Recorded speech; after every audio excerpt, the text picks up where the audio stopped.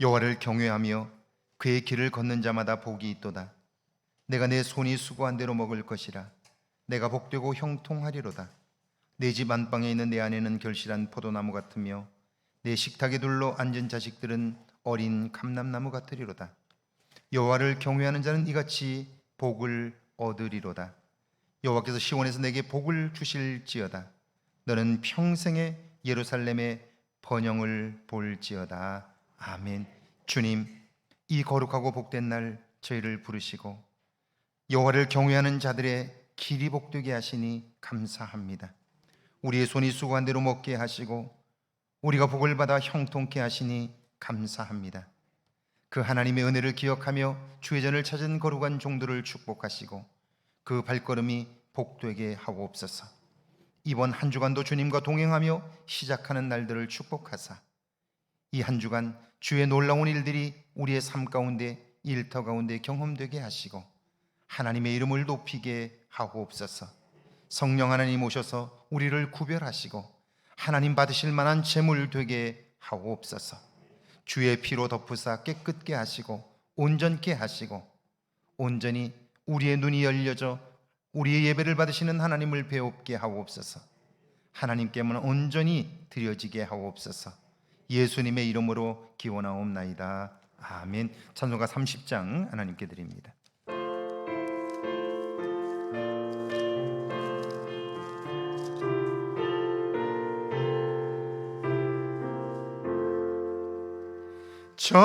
전능하고 놀라우신 나의 주님 구세주, 거룩하신 은혜의 왕 주를 경배합니다.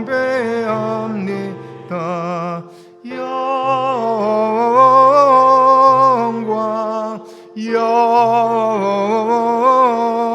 영광 주의 이름 찬양해.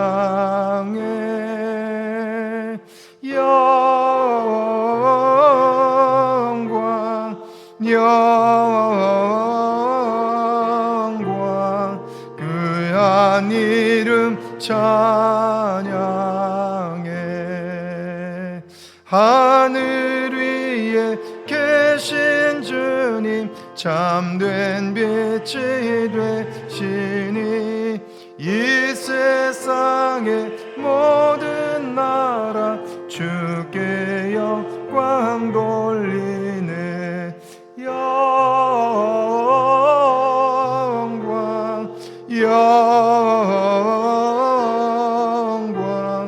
주의 이름 찬양해.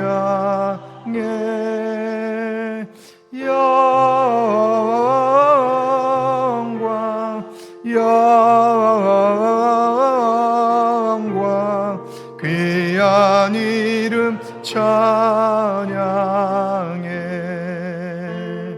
하늘나라 보좌에서 죄악 많은 세상에 우리 구원하시려고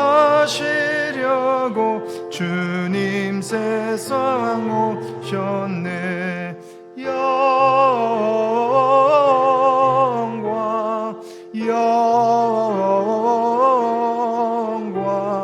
주의 이름 찬양해.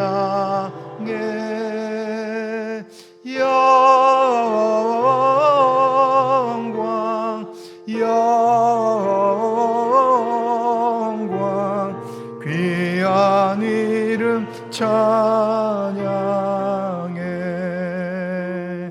영원하신 우리 주님 어서 속히 오셔서 주의 모든 성도들을 천국 인도하소서.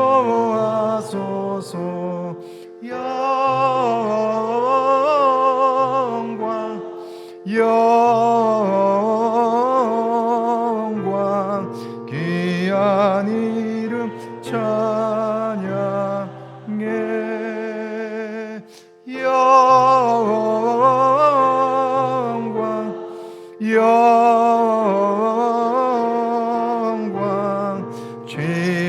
한 이름 찬양해. 아멘.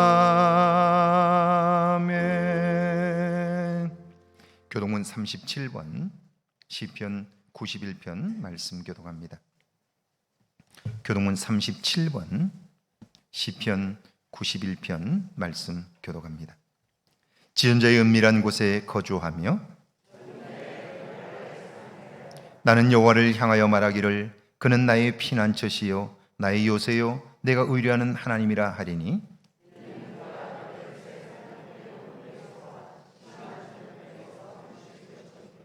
그가 너를 그의 기초로 덮으시리니 내가 그의 날개 아래에 피하리로다. 천명이 내 왼쪽에서 만명이 내 오른쪽에서 엎드러지나 그가 너를 위하여 그의 천사들을 명령하사 같이 읽습니다. 하나님이 이르시되 그가 나를 사랑한즉 내가 그를 건지리라. 그가 내 이름을 안즉 내가 그를 높이리라. 아멘. 사도신경으로 우리의 신앙을 고백합니다. 전능하사 천지를 만드신 하나님 아버지를 내가 믿사오며 그 들 우리 주 예수 그리스도를 믿사오니 이는 성령으로 잉태하사 동정녀 마리아에게 나시고 본디오 빌라도에게 고난을 받으사 십자가에 못 박혀 죽으시고 장사한 지 사흘 만에 죽은 자 가운데서 다시 살아나셨으며 하늘에 오르사 전능하신 하나님 우편에 앉아 계시다가 저리로서 산 자와 죽은 자를 심판하러 오시리라.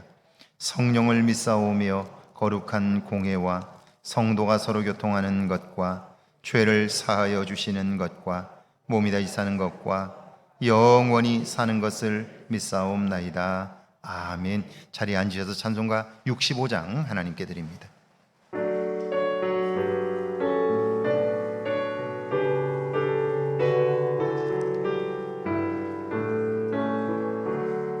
내 영혼아 찬양하라. 주님 앞에 엎드려 구속하신 넓은 은혜 높이 찬양하여라. 할렐루야 할렐루야 영원하신 하나님. 환난 중에 성도들을 구원하여 주셨네. 노하심은 더디하고 인자하심 넘치니 할렐루야 할렐루야 신실하신 하나님. 우리 약함하시는 주 항상 지켜주시고 인자하신 그 손으로 보호하여 주시니 할렐루야 할렐루야 은혜로신 하나님. 천사들아 우리 함께 주께 찬양 드리세. 성도들아 모두 모여 주께 경배하여라. 할렐루야 할렐루야 은혜로신 하나님. 아멘. 조용히 간수 집사님 기도합니다.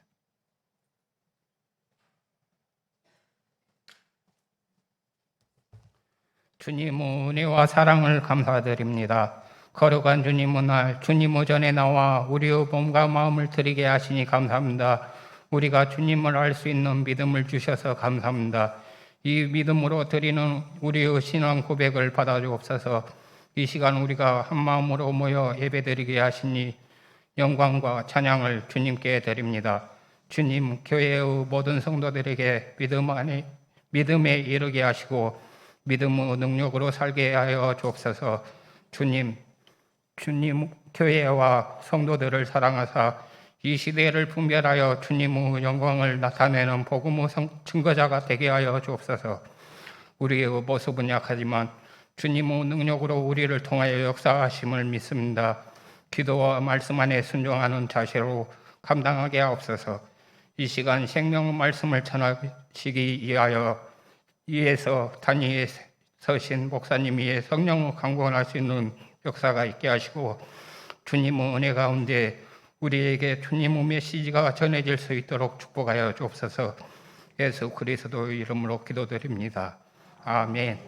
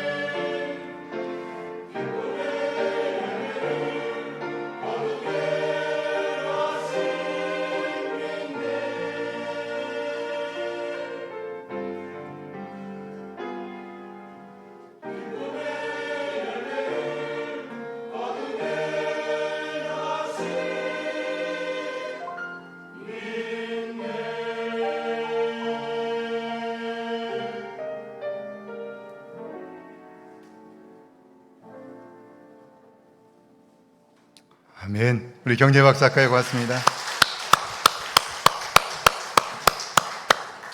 할렐루야.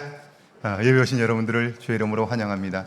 우리 중창팀이 창단하고 이제 벌써 얼마 되지 않았는데 굉장히 열심히 하고, 그리고 수요일 저녁 예배 마치고 그리고 주일날 연습을 하는데, 중요한 것은 얼마나 잘하느냐보다 이분들이 모여서 연습하는 시간이 그렇게 짧지 않은데 굉장히 행복해해요.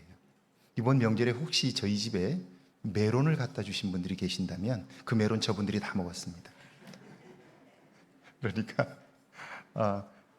보기가 너무 좋아요. 하면서 기뻐하고 즐거워하는 모습이 너무 좋아서 저희 집에 있는 걸 다 갖다 주고도 아깝지 않은, 그래서 너무 귀한데, 다시 한번 우리 경례 박사 한번 아까에 고맙습니다. 오늘은 창조절 셋째 주일이며 남신도회 주일입니다. 교단적으로 남신도회를 조직하고 운영하는 목적은 개개인의 신앙 성장과 교회를 통한 선교적 과제를 이루기 위함입니다. 우리 남신도회를 통해서 교회에 새로운 부흥이 있기를 원하며 예배 오신 여러분들을 환영합니다. 오늘 오후 예배는 전체 남신도회 헌신 예배로 드립니다. 오늘 주일 2부 예배 때에는 새가족 수료식이 있습니다. 수료 대상자는 김현명, 김지향, 이명숙, 구갑자, 박선옥, 김재원 님입니다. 우리 교회 등록교인이 되신 것을 환영하고 축하를 드립니다. 이전에 코로나 상황에서 그 새가족 교육을 마치지 못한 분들이 계세요. 이분들 6분은 최근에 오신 분들이고, 그리고 그 이전에 오셨는데 새가족 교육을 마치지 못한 분들이 계세요. 제가 시작을 해서 마치지 못한 게 4번이나 중단을 했어요. 코로나 팬데믹 때문에. 그래서 이분들은 이미 교회에 정착을 잘 하셨기 때문에 이분들은 등록교인으로 그대로 받고요. 그리고 새로 오시는 분들은 새가족 교육을 계속해서 할 수 있도록 하겠습니다. 1부와 2부 예배 후에 성가대석에서 동역장 모임이 있습니다. 동역장님들은 한 분도 빠짐없이 참석해 주시길 바랍니다. 예배 바로 후에 이 자리로 와주시면 저와 함께 우리 신방과 이후의 사역에 관한 이야기들을 함께 나누겠습니다. 제107회 교단 총회가 20일 화요일부터 20일 목요일까지 경주 더케이 호텔에서 모입니다. 우리 교회에서는 노회 총대로 저와 김유순 장로님이 참석합니다. 은혜롭고 생산적인 총회가 되도록 여러분 기도해 주시기를 바랍니다. 9월 25일 오후 예배 후에 정기당회가 있습니다. 저는 내일 목회자들의 그 모임, 설교를 위해서, 설교학 강의를 위해서 그 모임에 참석합니다. 저를 위해서도 여러분 기도해 주시기를 바랍니다.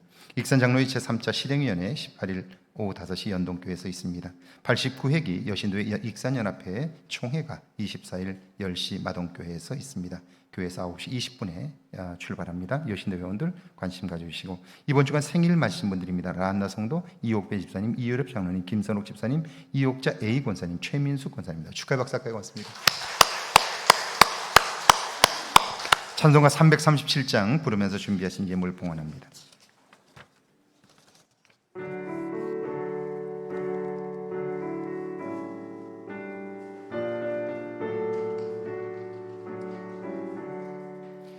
내 모든 시험 무거운 짐을 주 예수 앞에 아뢰이며, 근심에 쌓인 날 돌아보사 내 근심 모두 맡으시네.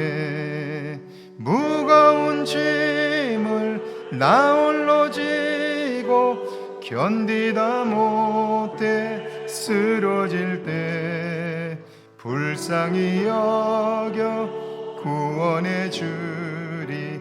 은혜의 주님 오직 예수. 내 모든 괴로움 닥치는 환난 주 예수 앞에 아뢰이며, 주께서 친히 날 구해 주사 내 헌신 사랑 베푸시네. 무거운 짐을 나 홀로 지고 견디다 못해 쓰러질 때 불쌍히 여겨 구원해 주리. 은혜의 주님 4절합니다. 마음의 시험, 마음의 시험 무서운 죄 주 예수 앞에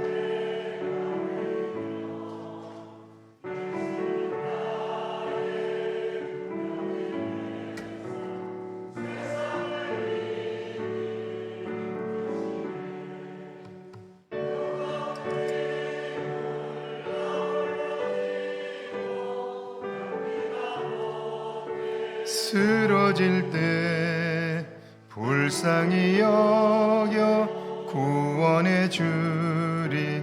은혜의 주님 오직 예수. 아멘.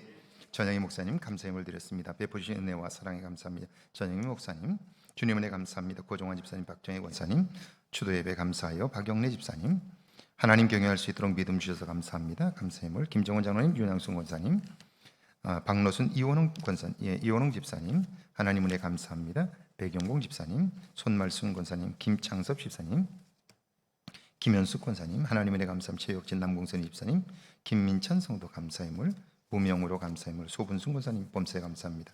문정숙, 서석자, 오원주 권사님 선교의 물 드렸습니다. 1,000번째 예물 드렸습니다. 남신도 주일 예물 드렸습니다. 기도합니다.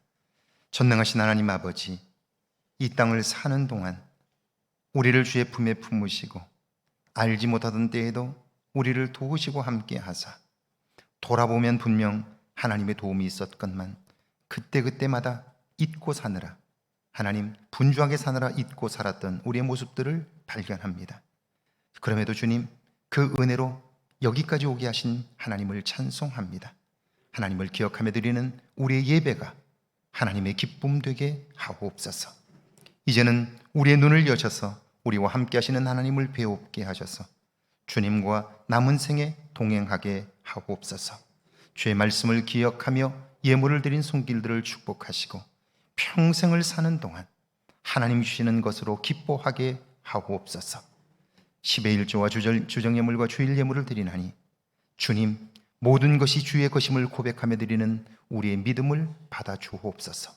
우리의 이름을 하나님 기억해 주셔서 때마다 일마다 도우시는 하나님의 손길을 보게 하옵소서. 그 하나님을 찬송하게 하옵소서. 여러 모형으로 감사하는 손길들을 기억해 주시고 감사함으로 인한 기쁨이 더욱 풍성하게 하옵소서. 한 생명 이 땅을 사는 동안 건강 때문에 염려 없게 하시고 마음에 계획하는 일들마다 형통케 하시되 우리의 한계를 넘어서는 하나님의 은혜의 때를 살게 하옵소서. 알지 못하는 것을 보게 하셔서 그날을 준비하게 하시고 하나님 높이시는 그 자리에 서도록 준비되게 하옵소서. 우리뿐 아니라 우리의 자녀 세대가 복되게 하셔서 저들을 하나님 붙드시고 새 길을 열어 주옵소서. 무엇보다도 믿음에 부유한 종들 되어 하나님의 역사를 이루게 하옵소서. 1,000번째 예물을 드리나니 마음에 소원하는 일들을 하나님 들으시고 응답하여 주옵소서. 하나님, 우리에게 주시는 은혜로 인한 기쁨이 있게 하시고 우리의 삶에 만족감이 있게 하셔서 시간을 낭비하지 않게 하옵소서. 하나님, 붙들어야 할 것을 붙들게 하시고 놓아야 할 것을 놓게 하셔서 하나님, 참으로 남은 생애 속에 하나님의 이름만이 높아지게 하시고 우리 안에는 기쁨과 보람이 가득하게 하옵소서. 예수님의 이름으로 축복하며 기도하옵나이다. 아멘.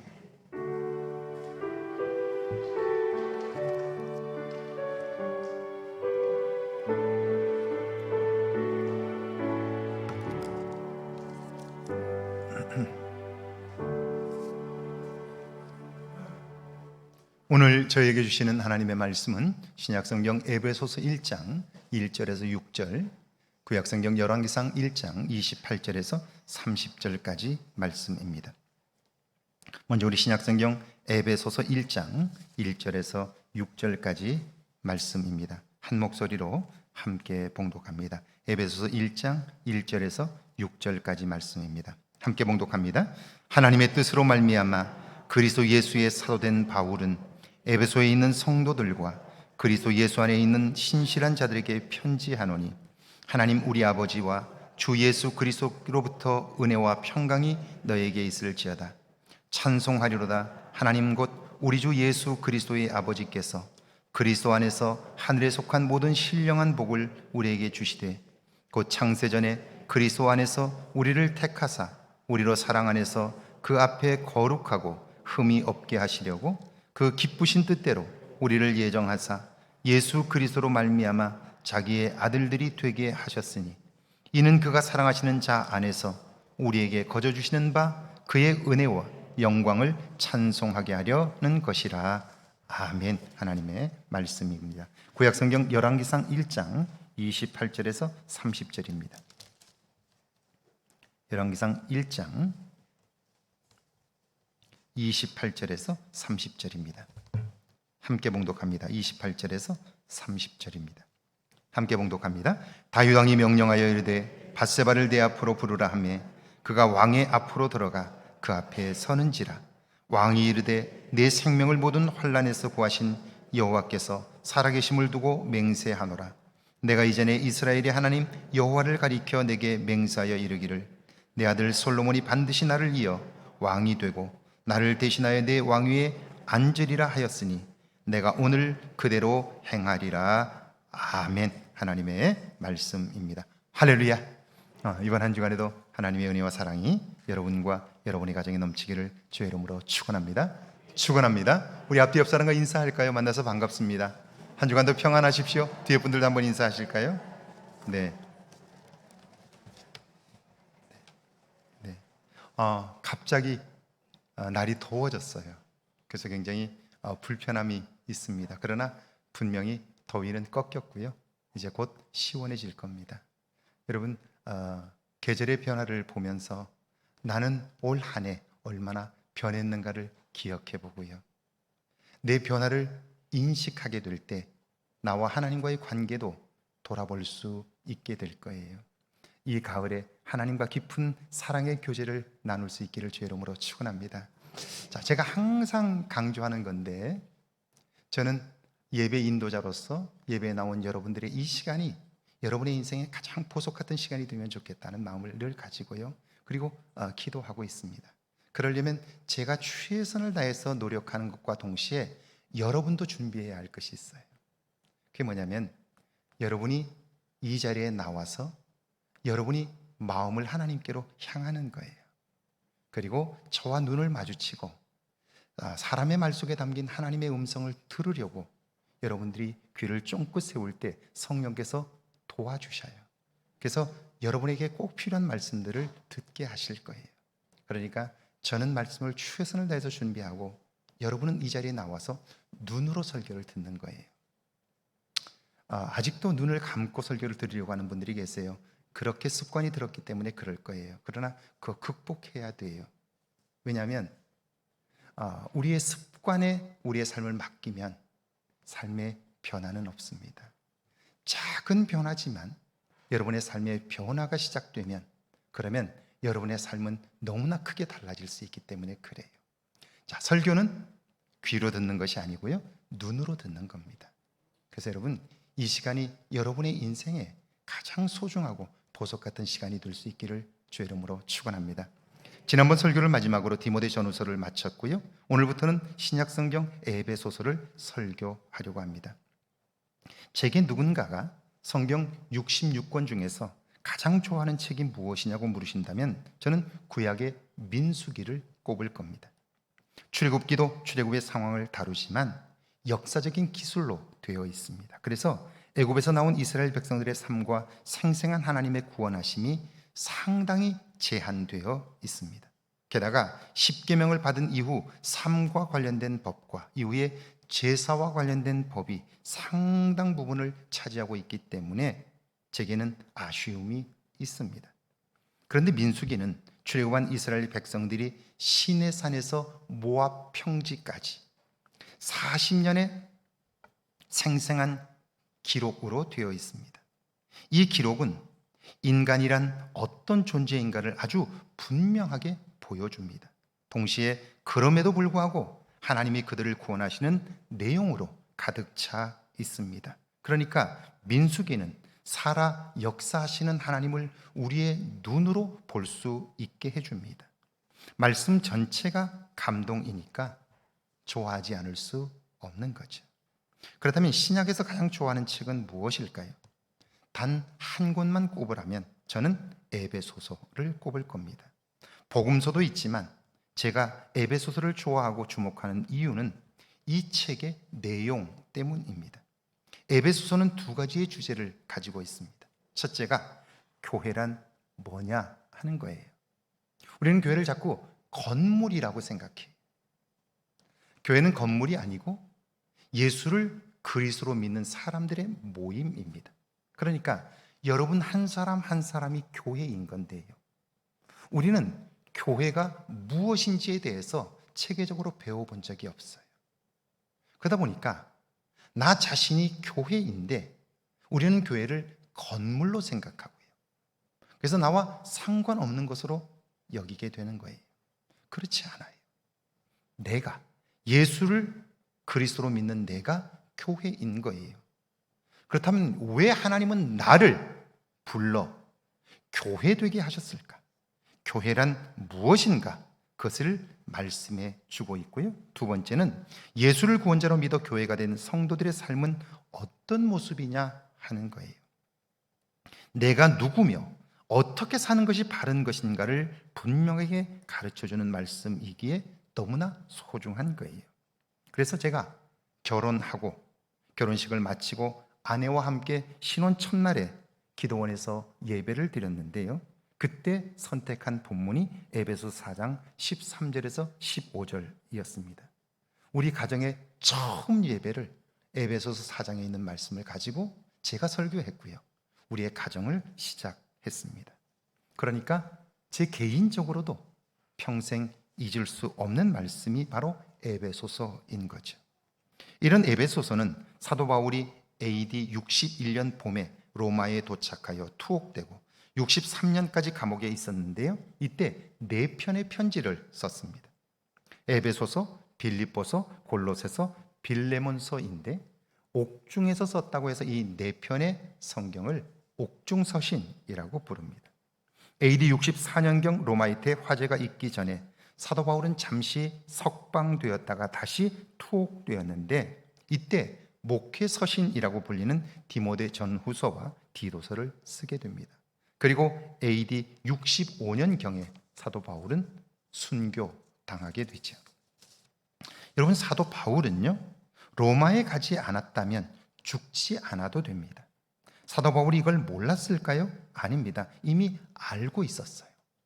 사도행전 21장과 22장에 보면 그가 예루살렘에 올랐을 때 유대인들 중에는 바울이 예수를 전하는 것 때문에 이를 갈며 그를 죽이려는 무리들이 있었습니다.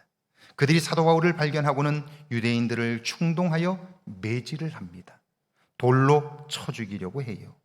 이런 소동이 일어나게 되자 로마의 군대가 출동했고요, 천부장이 모두 그들을 데리고 가서 신문을 하게 됩니다. 이때 사도 바울이 자신이 그렇게 하게 된 동기를 유대인 앞에서 설명하는데 기막힌 설교입니다.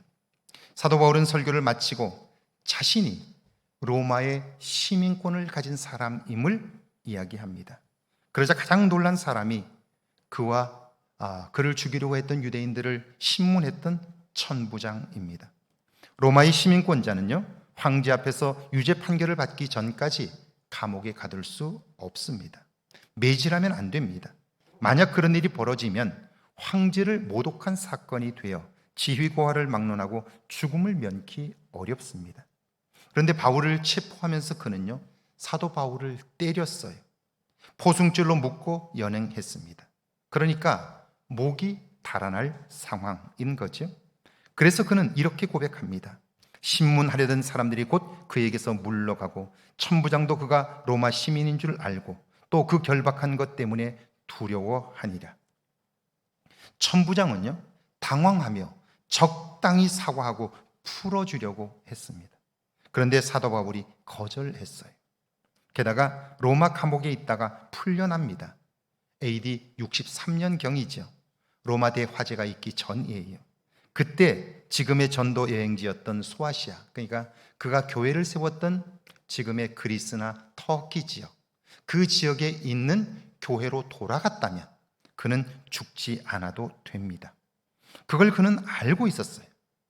그런데도 불구하고 그는 그 길을 가지 않아요. 죽을 줄 알면서도 로마로 다시 돌아간 거예요. 도대체 왜 그랬을까? 그가 바보가 아니라면 거기에는 목적이 있었을 거예요. 그게 뭐냐 하는 거예요. 오늘 신약의 본문인데요, 에베소 1장 1절과 2절입니다. 함께 읽습니다. 하나님의 뜻으로 말미암아 그리스도 예수의 사도된 바울은 에베소에 있는 성도들과 그리스도 예수 안에 있는 신실한 자들에게 편지하노니 하나님 우리 아버지와 주 예수 그리스도로부터 은혜와 평강이 너희에게 있을지어다. 세상을 살아가는 사람들은요, 어떤 사건이나 상황을 만날 때 그걸 이해하고 해석하는 방법에 따라 몇 가지 유형이 있습니다. 첫 번째가 나 중심적인 사고를 하는 유형입니다. 이런 사람은 자신의 지식이나 경험, 그리고 그걸 종합적으로 활용하여 판단을 하는 거예요. 출애굽기에 나오는 상황을 한번 생각해 보세요. 애굽에서 나온 이스라엘 백성들 얼마나 좋았을까요? 이제는 강제 노역을 하지 않아도 됩니다. 나뿐 아니라 내 자녀 세대가 매맞고 헐벗고 굶주림의 상황에서 벗어난 거예요. 그런데 눈앞의 상황은 좋은데요, 그것만 생각하니까 당장 닥칠 문제들을 보지 못합니다. 나온 것까지는 좋은데 당장 뭘 먹을 건가요?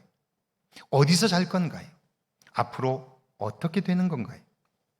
이걸 생각하지 못하는 거예요. 그러면 어떤 일이 벌어질까요? 그들이 홍해를 만났습니다. 강이 깊어서 건널 방법이 없어요. 그런데 그때 백성의 후미에서 갑자기 비명소리가 들립니다. 애굽의 전차부대가 추격하고 있는 거죠. 앞으로 나간다면 홍해에 빠져 죽고요, 뒤로 돌아선다면 애굽의 기병들의 칼에 맞아 죽는 겁니다. 그러니까 다른 방법이 없어요. 그렇다면 어때요? 아무리 생각해도 살아날 방법이 없습니다. 그러면 사람은요, 원망의 대상을 찾습니다. 그리고 그에게 분풀이를 한 거예요. 그런다고 상황이 달라지나요? 아니에요. 인생을 사는 동안 이런 문제는 끊임없이 벌어지니까요. 자기중심적인 삶은 항상 불평과 원망, 좌절과 절망에서 벗어날 수 없는 거예요. 왜 애굽에서 나온 이스라엘 백성들이 40년 광야 생활을 하면서 나온 사람들 모두가 다 광야에서 죽었을까요? 여호수아와 갈렙 말고 왜 약속의 땅에 들어가지 못했을까요? 이유는 그들은 광야길을 가는 동안 자기중심적인 삶에서 벗어나지 못하는 거예요. 그러니까 마지막까지 자기들의 생각에 안 된다는 것은 하나님도 못한다고 생각하는 거예요. 내가 판단할 때 못하는 것은 하나님도 못한다고 생각하는 거죠. 그러니까 좌절하고 절망하고 하나님을 원망하는 일들이 반복되는 거예요. 조금 더 나아지지 않는 거예요. 자기중심적인 삶이 결국 그들을 광야에서 끝내게 한 거예요. 여러분의 삶에 이런 한계에서 벗어나는 은혜가 있기를 주의 이름으로 축원합니다. 두 번째는 가치지향적인 삶입니다. 나름대로 가치에 대한 기준을 가지고 사는 거죠. 선에 대한 자기 기준이 있고요, 베풀고 나눔에 대한 기준도 있습니다. 그래서 사람들에게 착하다는 말도 듣고요, 상도 받습니다. 그런데 그 가치는 항상 움직여요. 이게 문제인 거죠. 여러분, 친일하셨던 분들이 모두 나쁜 사람들이라고 생각하시나요? 그렇지 않습니다. 그분들도 나름대로 조국의 독립을 위해 애썼던 날들이 있습니다. 그런데 오늘날 그들이 왜 친일 부역자 명단에 올랐을까요? 이유는요, 자신들의 선에 대한 기준이 움직였기 때문이에요. 그들은 일본이 조선을 합방한 후 얼마 가지 않아서 무너질 거라고 그렇게 믿었습니다. 그래서 목숨 걸고 싸웠어요. 그런데 1년이 지나고 2년이 지나도 변화가 없습니다. 10년, 20년, 30년이 지났는데도 달라지지 않습니다. 결국 어때요? 스스로 해방에 대한 기대감을 접었고 선에 대한 기준을 바꾼 거예요. 역사는 그 사람의 화려한 시절을 평가하는 것이 아니라 마지막까지 그가 지키고자 했던 것이 무엇이냐, 그것만 기억하는 거예요. 선한 사람이 구원에 이르지 못하는 이유가 바로 여기에 있는 거죠. 여러분이 자신의 나름대로의 선한 기준을 가지고 산다면 그걸 넘어야 해요. 그걸 넘어서지 않으면 어느 순간 우리의 선에 대한 기준이 움직이게 돼요. 그래서 결국 구원에 이르지 못하게 되는 거죠. 이런 한계를 넘어서는 저와 여러분 되기를 주의 이름으로 축원합니다. 그런데 셋째는요, 이런 차원을 넘는 삶이에요.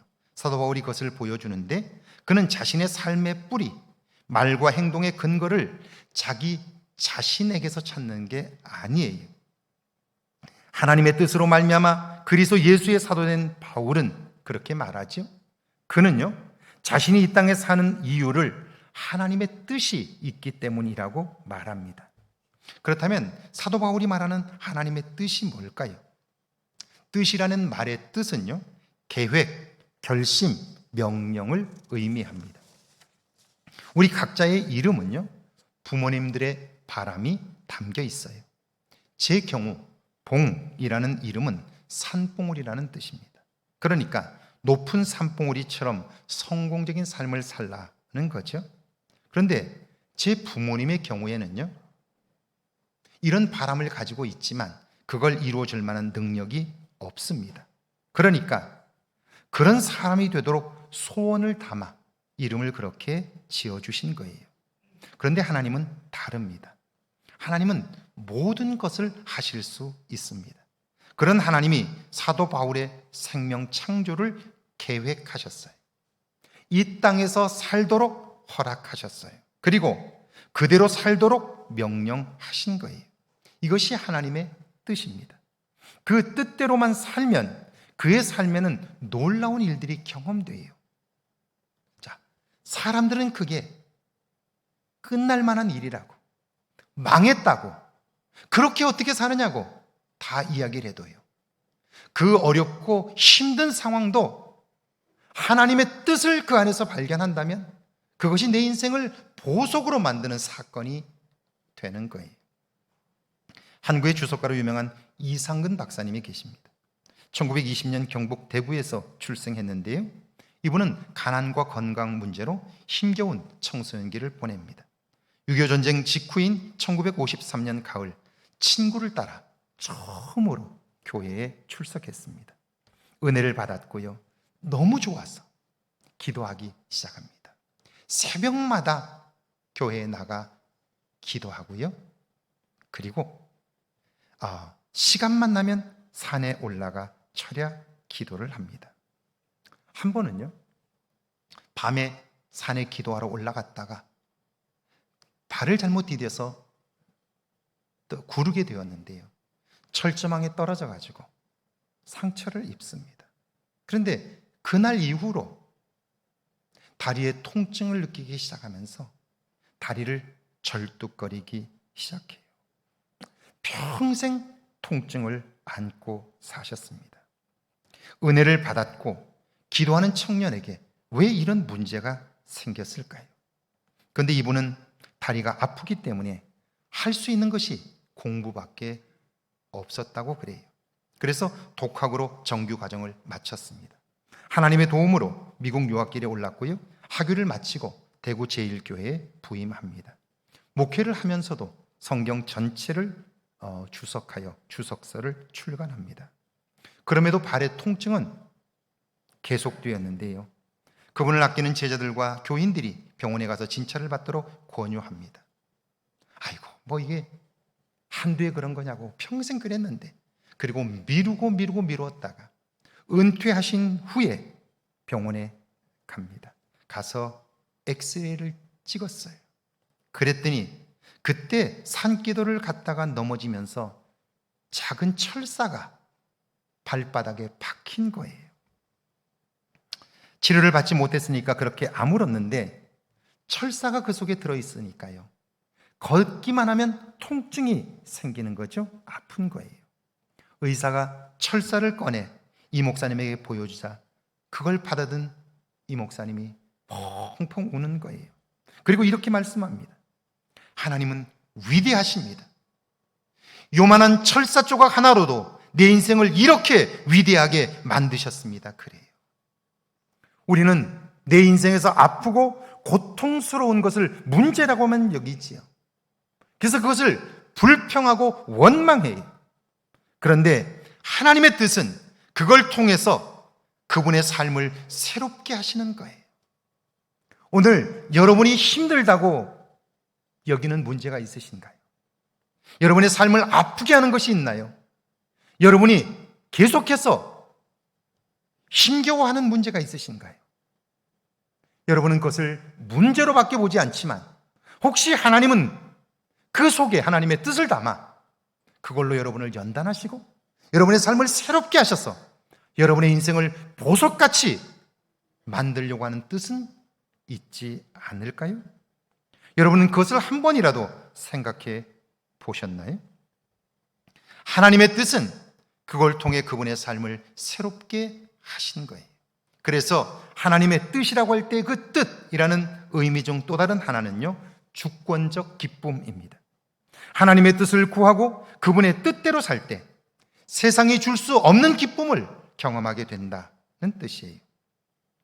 사도 바울이 이처럼 철저히 하나님의 뜻대로 사니까 어때요? 죽음이 두렵지 않습니다. 그분은 못하실 것이 없기 때문이지요. 이런 은혜를 경험했고 지금도 경험하고 있기 때문에 그는요, 에베소 교인들을 향해 이렇게 말씀해요.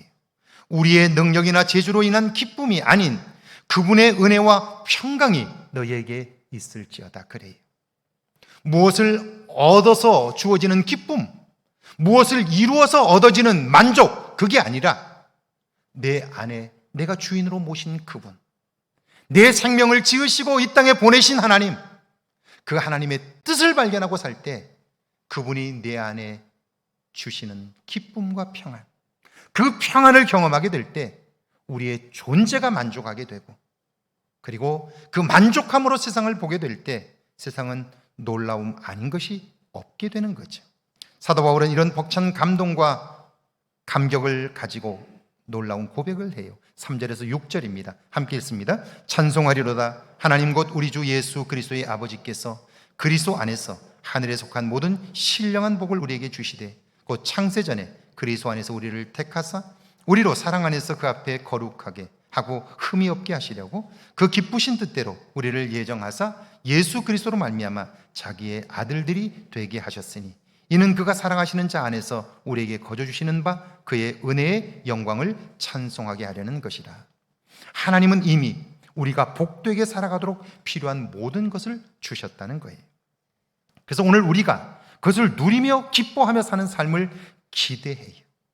그뿐 아니라 기뻐하는 우리들을 통해서 우리 주변의 사람들도 그렇게 함께 살기를 원하신다는 거예요. 이것이 하나님이 우리를, 오늘 나를 구원하신 목적인 거죠.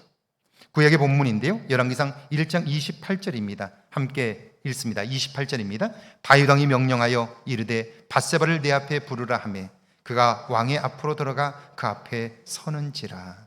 지금 다윗은 늙었고요, 이때를 틈타 그의 아들 아도니아가 스스로 왕위에 오르려고 하고 있습니다. 다윗의 충성스럽고 용맹스러운 부하 요압 장군이 그의 편에 섰고요, 제사장 아비아달이 자문을 합니다. 아도니아가 그 외모도 출중하고 그리고 지적 능력도 뛰어나니까 당연히 백성들의 마음도 그에게로 움직입니다. 특별히 그가 장자예요. 그러니까 장자인 그가 왕이 되는 것이 마땅하다. 사람들 중에는 상당수가 그렇게 생각하고 있는 거예요. 다윗이 이 소식을 들었습니다. 그는요, 아들 압살롬의 반란 때문에 비극적인 사건을 경험한 적이 있습니다. 얼마나 엄청난 고통을 겪었는지, 압살롬이 아버지가 있는 성으로 진격하여 그를 죽이려고 하니까요, 신발도 신지 못한 채 성을 빠져나왔어요. 그리고 도망치듯 피했어요. 그리고 얼마나 오랜 기간 동안 그가 고통 중에 있었는지 몰라요. 아들이 반란을 일으켜 쫓겨났던 경험이 있었던 다윗입니다.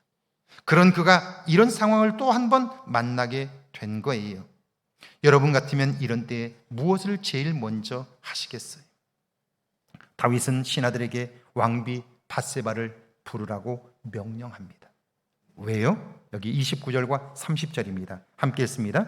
왕이 이르되 내 생명을 모든 환난에서 구하신 여호와께서 살아계심을 두고 맹세하노라.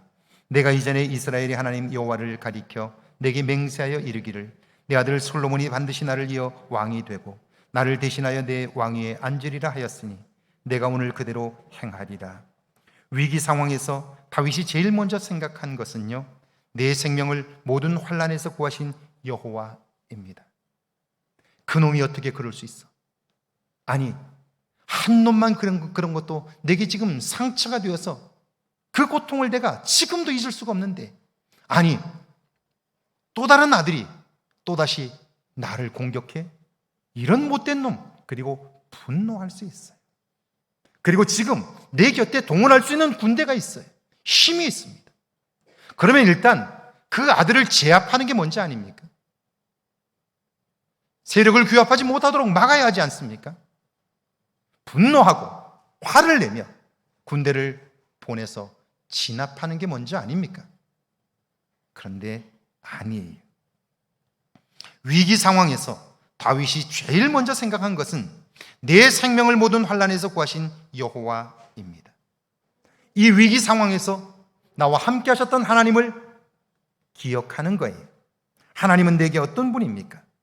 내가 아버지의 양떼를 칠 때 사자와 곰과 싸웠지요. 하나님은 사자의 이빨과 곰의 발톱에서 나를 구원하셨습니다. 골리앗과의 싸움에서 물맷돌로 하나님을 모욕하는 그의 숨통을 끊어놓게 하셨고요. 사울의 칼날을 피해 도망 다닐 때에도 그를 모든 위협에서 건져주셨습니다. 왕이 된 이후에도 수많은 전쟁에서 승리하게 하셨고요. 오늘까지 나를 도우셨습니다. 위기 상황에서 내 감정이 폭발하며 과거의 상처가 들춰져서 분노할 수밖에 없는 상황에서도 그는 하나님이 나를 통하여 행하신 일들을 기억하는 거예요. 감정에 나를 먼저 맡기는 것이 아니라, 내 판단에 내 삶을 맡기는 것이 아니라, 내 행동을 맡기는 것이 아니라 하나님께서 나에게 하셨던 일들, 그걸 추억하는 거예요. 자, 오늘까지도 오셨던 하나님을 하나씩 하나씩 들추어 생각하는 거예요. 자, 그걸 생각하니까 어때요? 지금 이 위기의 순간에 하나님이 나를 지금까지 도우셨는데 내가 무엇을 해야 할까? 이렇게 최근까지 하나님은 나를 도우셨는데 그 하나님은 무엇을 기대하실까? 이걸 생각하게 되는 거죠. 이게 뭐예요? 이게 하나님의 뜻이죠. 하나님의 뜻을 생각하는 거예요. 나를 지키시고 보호하신 하나님, 그분의 뜻대로 왕권을 물려준다면 이 나라는 영원할 거예요. 지금 아도니아가 나라를 모두 점령할 것 같아도 그건 하나님이 충분히 막아주실 거예요. 그렇다면 이때 하나님의 뜻이 무엇이냐 하는 거예요. 하나님은 그 뜻을 이미 밝히셨습니다. 다윗은 왕이 된 이후에 주변 나라들을 정복하고 나라가 안정되자 하나님의 집 성전을 봉헌하고자 준비했습니다. 최고급의 목재와 돌, 금은 보화를 확보했어요. 외국에서까지 최상급의 건축자재들을 수입했고요. 이제 모든 준비가, 성전을 지을 준비가 끝이 났습니다. 그런데 하나님의 뜻은 다윗과 달랐습니다. 하나님은 나단 선지자를 통해 다윗이 아니라 그의 아들 솔로몬을 통해 성전을 봉헌하도록 계획하셨다는 거예요. 자, 내가 하나님을 위하여 모든 일을 준비했어요. 그리고 그것은 진심으로 내게 행하신 하나님을 향한 온전한 마음이었어요. 요만큼도 다른 마음이 없었어요. 진심으로 하나님을 위하여 그 일을 준비했는데 하나님은 그걸 거절했어요. 여러분, 상실감이 얼마나 크겠어요. 그리고 한 나라의 왕입니다. 왕이 공포하여 그 일을 준비했는데 그만두면 백성들에게 면목이 서질 않아요. 그럼에도 불구하고 다윗은 그때에 하나님이 그 일을 기뻐하지 않는다는 사실을 알게 되었고요. 그것이 하나님의 뜻인 것을 알게 되었고요. 과감하게 포기해요. 기쁘게 포기해요. 그러자 하나님께서 내가 아니라 내 몸에서 날 아들 솔로몬을 통하여 그 성전을 봉헌하게 할 것이다 말씀을 하셨어요. 하나님의 계획은, 하나님의 뜻은 내가 아니라 솔로몬이었습니다. 그때 하나님은 이미 그의 후계자를 결정해 두셨던 거죠. 자, 위기 상황에서 하나님의 뜻을 구하게 되자 과거의 그 사건, 하나님이 내게 말씀하셨던 그 일을 그는 기억하게 되었고요. 그걸 알게 되자 기뻐하며 솔로몬의 친모인 밧세바를 불렀던 거예요. 그리고 그에게 이제 이 사건을 하나님께서 내게 주신 것은 빨리 왕위를 넘기라는 거라고. 하나님께서 계획하신 대로 나는 이제 솔로몬을 내 후계자로, 다음 왕으로 세우겠다고 이야기를 해준 거예요. 오늘 다윗은 아들 아도니아의 반란을 보면서 하나님의 뜻을 다시 기억했고요, 그 뜻대로 순종하게 되므로 그뿐 아니라 온 백성들이 기뻐하고 그리고 나라가 새로워지는 계기를 경험하게 된 거지요. 이것이 다윗을 위대하게 한 거예요. 사람들은 그가 양을 치던 목동에서 한 나라의 왕이 되었기에 성공했다고, 영웅적인 삶을 살았다고 생각하지만 아닙니다. 모세가 위대한 삶을 산 것도 똑같지요.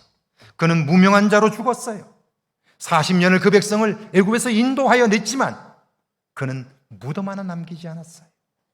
후대의 사람들이 그의 무덤을 찾고자 해도 어디에다 묻었는지조차 알지 못할 정도로 철저히 무명한 자로 삶을 마감했고요, 역사에서 사라졌어요.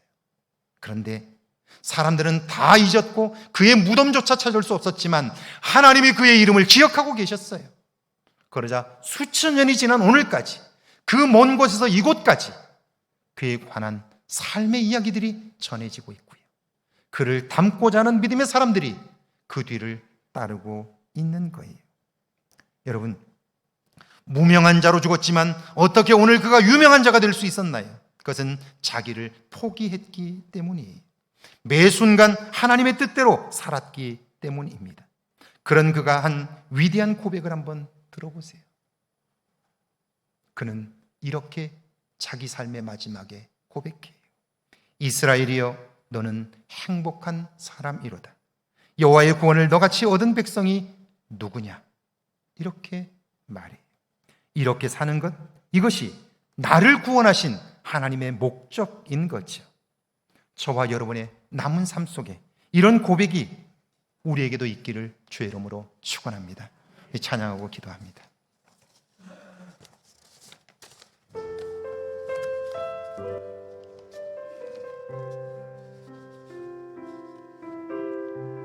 힘들고 지쳐 낭망하고 넘어져 일어날 힘 전혀 없을 때에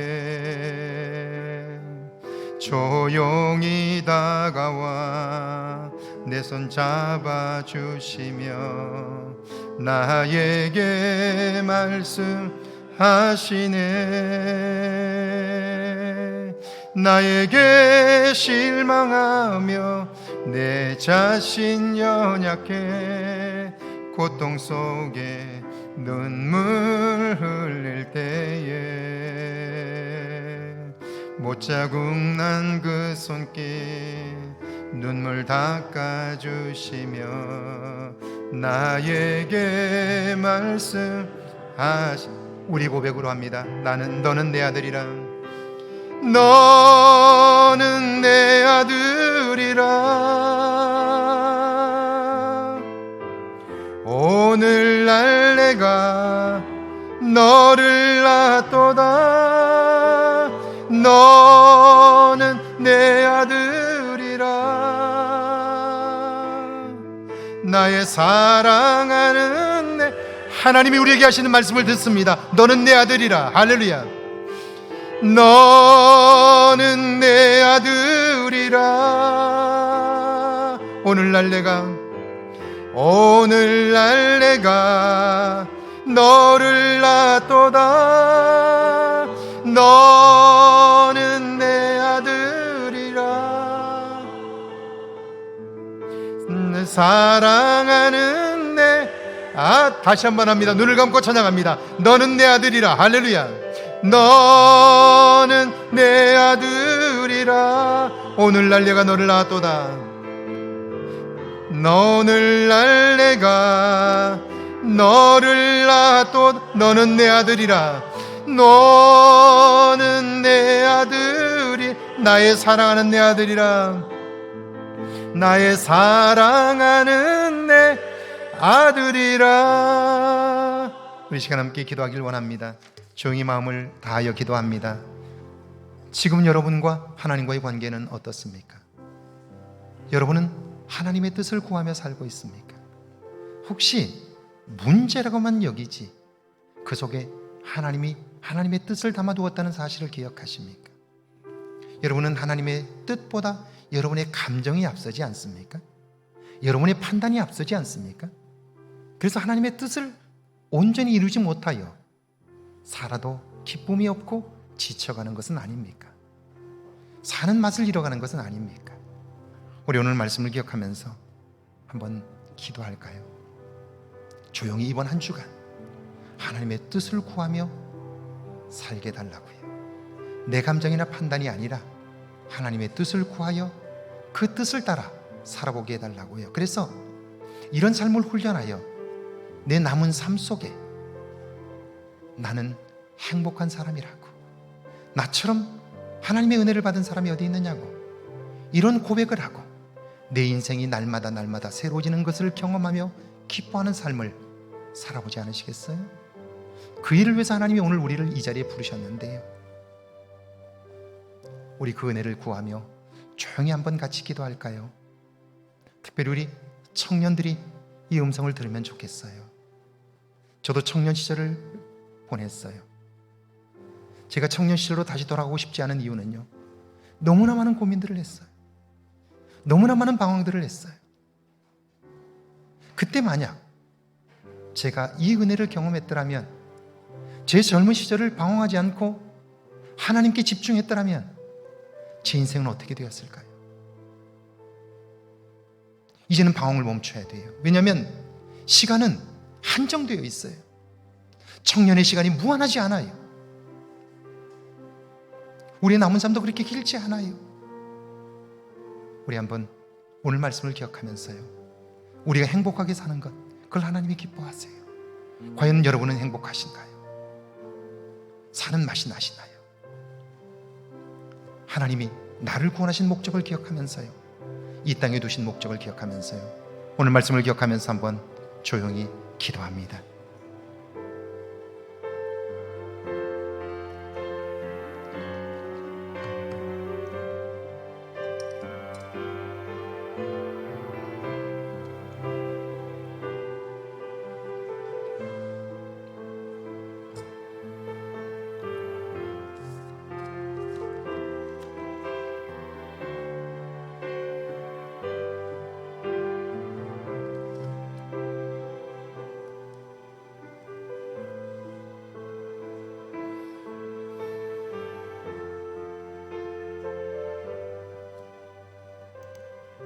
주님, 이렇게 좋은 교회, 이렇게 좋은 성도들과 함께 만나게 하셔서 감사합니다.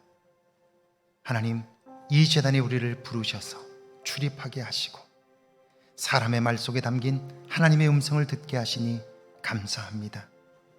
돌아보면 하나님의 은혜는 무한했건만 우리는 우리의 눈앞에 문제에 빠져 내 욕심에 끌려 내 생각과 판단을 쫓아 사느라 하나님 분주하기만 했던 모습들을 발견합니다. 이제는 더디 가더라도 주님과 함께 동행하게 하옵소서. 소중한 생애를 살아보게 하시고 이제는 주 예수를 믿는 믿음으로 거듭나서 하나님의 뜻을 구하며 살게 하옵소서. 우리의 감정이나 우리의 판단이나 우리의 지식보다 하나님의 뜻이 앞서게 하셔서 하나님의 뜻으로 살게 하옵소서. 그리하여 우리의 삶 가운데 나는 행복한 사람이라고, 여호와의 은혜를 나처럼 받은 사람이 어디 있느냐고 고백하는 이 아름다운 고백이 우리의 삶에도 있게 하옵소서. 이번 한 주간 주님께 주목하게 하셔서 이번 한 주간에도 이런 고백이 우리의 입에서 터져나오게 하옵소서. 지금은 우리 주 예수 그리스도의 은혜와 하나님 아버지의 크고 놀라우신 사랑하심과 성령의 도우시고 함께 하시는 은총의 역사가 이제 나를 구원하신 하나님의 뜻을 분별하고 그분의 뜻 안에서 살기를 다짐하는 죄 모든 백성들과 가정과 일터와 우리의 교회 위에, 우리가 사는 이곳 아름다운 황등과 익산과 이 땅과 온 세계 위에 이제로부터 영원토록 함께 계실지어다. 아멘.